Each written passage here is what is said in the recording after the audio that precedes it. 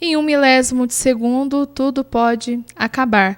O medo da morte faz muita gente pensar, afinal, o que acontece depois? Eu acredito na ressurreição, né? Que Deus preparou um lugar para cada um de nós, porque senão seria em vão a nossa fé, seria em vão a nossa viver uma vida honesta, entendeu? Se viver, nós estamos vivendo, eu mesmo praticamente vivo no intuito de que um dia a gente vai para junto de Deus. Se é ela a passagem que me leva, né? E outra coisa, é uma certeza, a gente nasce com isso, né? A gente só, se você aceitar, entendeu? Fica mais fácil. Agora, se você não aceitar, você vai do mesmo jeito. Cada cultura tem uma opinião sobre a vida após a morte. Os egípcios acreditavam tanto na ressurreição que embalsamavam os corpos para que eles pudessem voltar à vida.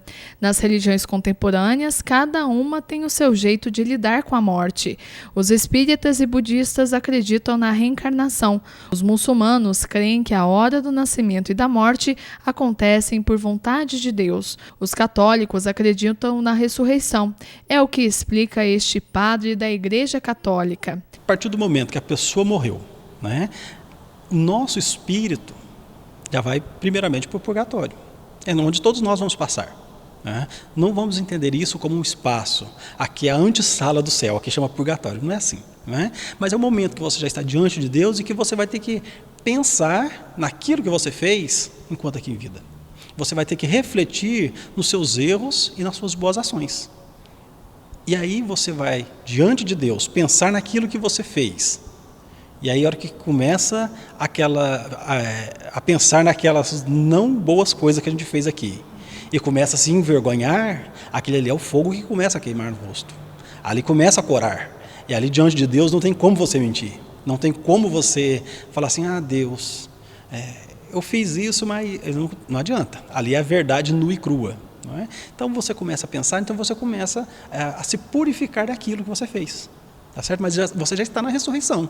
Você já está na ressurreição. Então, passando por essa purificação, você já está próximo de Deus. Nos cemitérios é possível ver como cada pessoa lida com a perda de um ente querido, como explica o administrador dos cemitérios de Guaxupé. Católicos, né, que são a maioria, é aquele tradicional, né? Eles têm as rezas próprias, né? Acende velas, essas coisas, né? Já os orientais, a gente percebe, né, que eles têm uma forma diferente de reverenciar os seus entes, né? A gente percebe que eles colocam frutas, doces, né? A religião é o elo que une o homem ao desconhecido. É nela que ele busca respostas para o que acontece depois do último suspiro, mesmo sem ter certeza do que acontece após a morte. A isso damos o nome de fé. Que aqueles que têm uma religião, eles aceitam melhor. Aqueles que têm uma crença, ele aceita melhor. Aquele que não participa de nada, que não... Então, este parece que fica um vazio, fica aquele medo de... E agora, o que é depois da morte? É muito comum as pessoas buscarem o espiritismo nesses momentos de extrema dor, que é no momento da perda de um ente querido.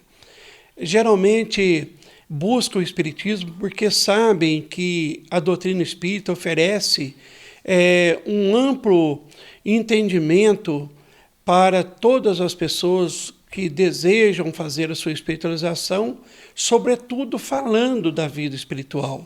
O espiritismo acredita que a morte é uma passagem e que o espírito pode reencarnar novamente para cumprir uma nova missão e resgatar os erros do passado. A morte para nós espíritas é uma etapa da vida. A morte para nós também é vida, né?